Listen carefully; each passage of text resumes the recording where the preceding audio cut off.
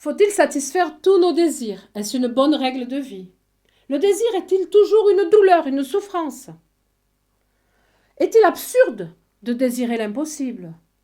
Pourquoi désirons-nous toujours au-delà de ce qui nous est nécessaire? Il faut différencier le besoin du désir. Le besoin, c'est quelque chose de vital. Lorsqu'un besoin n'est pas satisfait, on souffre de carence. En revanche, le désir, lorsqu'il n'est pas satisfait, provoque de la frustration.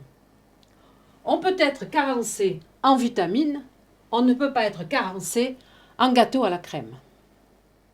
Le besoin est lié à notre corps. Il est d'ordre physique, d'ordre physiologique. Alors que le désir est lié à notre raison. Il est lié à notre psychologie. Il est lié à notre imaginaire. La satisfaction d'un besoin est dite nécessaire, c'est-à-dire qu'elle ne peut pas ne pas être. Alors que la satisfaction d'un désir est contingente, c'est-à-dire qu'on peut choisir de ne pas satisfaire un désir.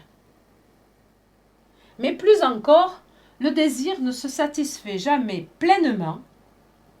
Par exemple, lorsque vous avez mangé votre gâteau à la crème, eh bien quelque part vous l'espériez meilleur. Et à nouveau vous en désirez un meilleur.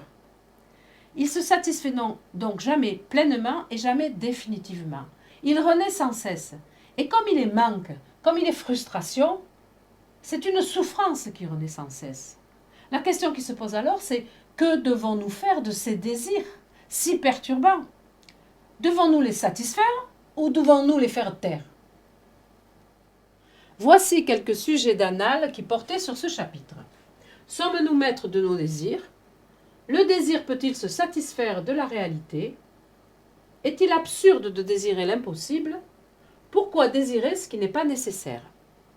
Mais attention, vous n'aurez pas toujours des sujets qui portent sur un seul chapitre, des sujets dits sujets de cours. Souvent, vous verrez apparaître des sujets qui mettent en jeu 2, 3 ou 4 chapitres. Prenons l'exemple de celui-ci. Accomplir tous ses désirs, est-ce une bonne règle de vie?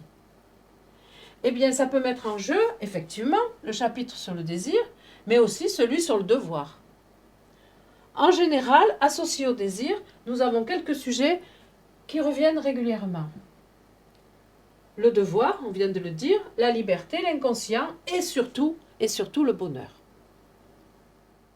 Le cours développé dans les vidéos suivantes devrait vous permettre de traiter l'une ou l'autre de ces dissertations. Si le désir est souffrance, c'est la triste affirmation de Schopenhauer. Il faudrait être maso pour ne pas chercher à limiter les désirs et à moins souffrir. C'est l'enseignement des sages anciens. Cependant, vouloir diminuer, vouloir supprimer le désir, c'est vouloir peut-être supprimer en l'homme quelque chose d'essentiel.